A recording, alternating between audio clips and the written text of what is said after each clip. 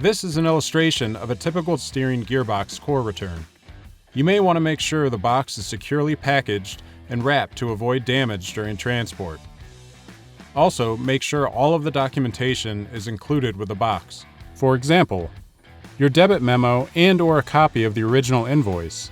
All units are inspected to make sure they meet core criteria guidelines to ensure there are no cracks, bulges, or holes, and are free from any accident damage. Cores returned with attached pitman arms or steer column yoke and U-joints would still be considered an acceptable core, as they were removed during the remanufacturing process. Often we receive disassembled cores, which is fine, as long as all the parts are included. These units are still considered an acceptable core return. Please note, mixed and matched components from other cores will not be accepted. It needs to be the original core and 100% complete. No core credit will be issued on units which have a broken input shaft, broken, cracked, or twisted output shafts,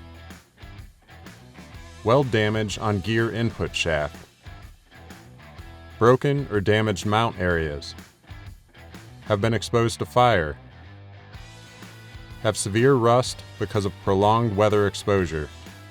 All core returns must be rebuildable, and thus steering gears with severe accident damage deemed unrebuildable will not be credited.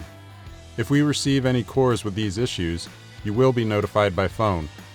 Depending on the unit, some exceptions and assistance can be provided with items of concern. The input shaft is inspected for welds. Make sure the splines are not damaged or twisted due to severe impact. The output shaft is also inspected in order to make sure the splines were not damaged, which would indicate that the unit was involved in an accident. Additionally, we inspect all the bolt holes to make sure they are in good shape and not damaged or cracked due to an accident or bolts being torched off.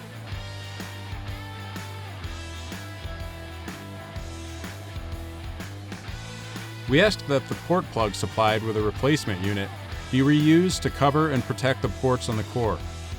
This will help prevent the unit from leaking in transit, as well as protect the port threads from being stripped.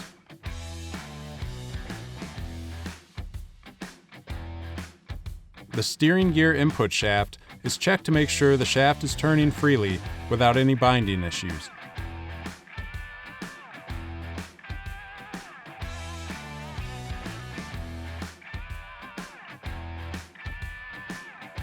As the input shaft is being manually turned, it is important to double check to make sure the output shaft is also turning freely. If either of the shafts do not turn freely, this is an indication of additional internal damage which could affect core eligibility. Please note, we will always notify a customer if there are any issues that prevent full core credit being issued for any type of core return. Finally, we don't tie up your money by delaying core credits for an extended time period.